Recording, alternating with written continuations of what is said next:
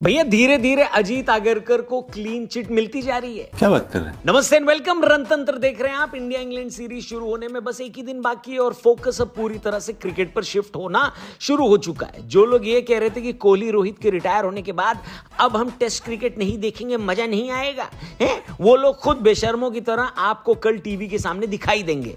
उन लोगों में से एक मैं भी हूं। अबे साले, कहने का मतलब ये है कि इंडियन क्रिकेट फैंस अब वापस से क्रिकेट की तरफ मुड़ चुके हैं। ये जो कंट्रोवर्सी हुई थी कि विराट और रोहित शर्मा खुद नहीं गए हैं, उनको जबरदस्ती टेस्ट क्रिकेट से रिटायरमेंट दिलवाया गया है, ऐसी बातों पर खुद अजीत भैया ने सफाई दे दी थी कि विराट कोहली मेरे पास आईपीएल की शुरुआती दिनों में आए थे और बोल रहे थे कि अब मेरा हो गया, अब मैं टेस्ट क्रिकेट नहीं खेलूंगा। यानी उन्होंने ऑन रिकॉर्ड आकर बताया कि विराट कोहली ने खुद टेस्ट को कहा है, क्या कहा है, खत्म। उन पर दूसरा इल्जाम यह लगा था कि बुमराह की बजाय गिल को कप्तान बना दिया गया, जबकि ऑस्ट्रेलिया दौरे पर तो हमारी कप्तानी बुमराह कर रहे थे। लेकिन अब बुमराह भाई ने दूध का दूध और जूस का जूस कर दिया है और आपको बता दिया है कि भैया असल में उनको कप्तानी दी गई थी, लेकिन उन्होंने ही कप्तानी लेने से मना कर दिया। देव मानुस निकला। बुमराह ने एक इंटरव्यू में ये बोला है कि कप्तानी के मामले में कोई भी कंट्रोवर्सी नहीं हुई है। न तो ऐसा हुआ है कि बीसीसीआई ने मुझे कप्तानी से हटा दिया है और न ही हुआ ऐसा है कि कप्तानी देते वक्त मुझे नजरअंदाज किया गया।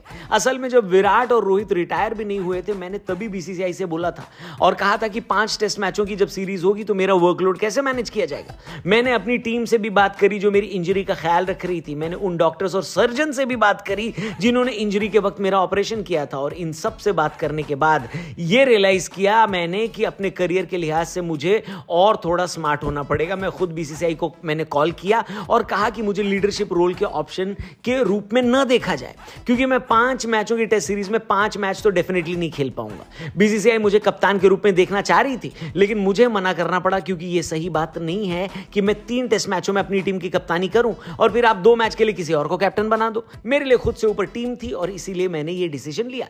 यानी कंट्रोवर्सी थियरी बनाने वालों की दुकान बंद हो गई है। अजीत भैया भी इस इंटरव्यू के आने के बाद ये बोल रहे होंगे कि इतनी खुशी मुझे आज तक।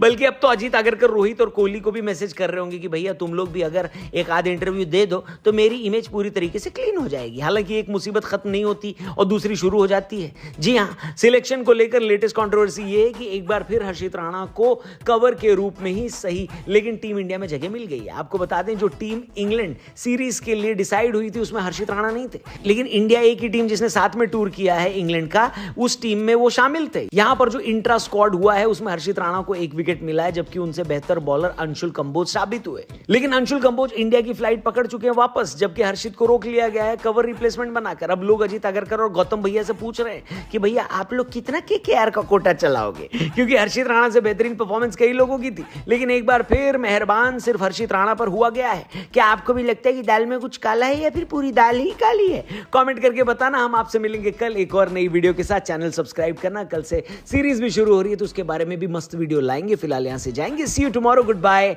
जय हिंद।